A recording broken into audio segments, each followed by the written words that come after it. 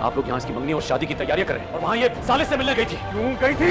जिस तरह मेरे दोनों भाइयों ने मुझे अकेला छोड़ के लावारिस कर दिया, अब अपनी ही बेटी के हाथों दुनिया के सामने रुस्वा होंगे। जो मेरा ना हो सका वो वफा का कैसे हो सकता है? लेकिन इंतहाई झूठे, धोखेबाज और बेवफा इंसान है। आई कैन एक्सप्लेन, मैं तुम्हें मैसेज दिखाता हूं जो तुमने मुझे भेजे थे। दूर रहना मेरी बेटी से। अच्छा ठीक है, मेरे सर पे हाथ रख के कसम खाओगे तो मुझसे मोहब्बत नहीं करती? शिफा अपनी प्लानिंग के तहत जब सालिस से मिलने गई तो वहां वफा और उसकी फैमिली ने उन्हें रंगे हाथों पकड़ लिया। सालिस यहां अपनी बेगुनाही साबित करने के लिए आगे आएगा और वफा से यही कहेगा कि मुझे एक्सप्लेन करने दो।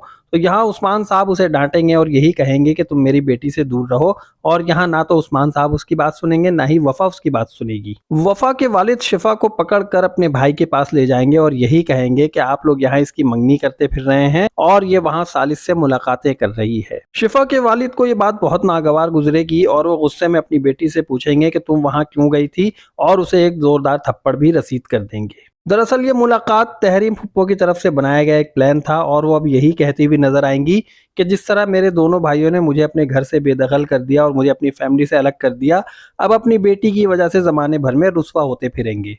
इस वाक़े के बाद से वफा का एतमाद सालिस पर से बिल्कुल उठ जाएगा और वो यही कहेगी कि आप बेवफा और धोखेबाज इंसान हैं।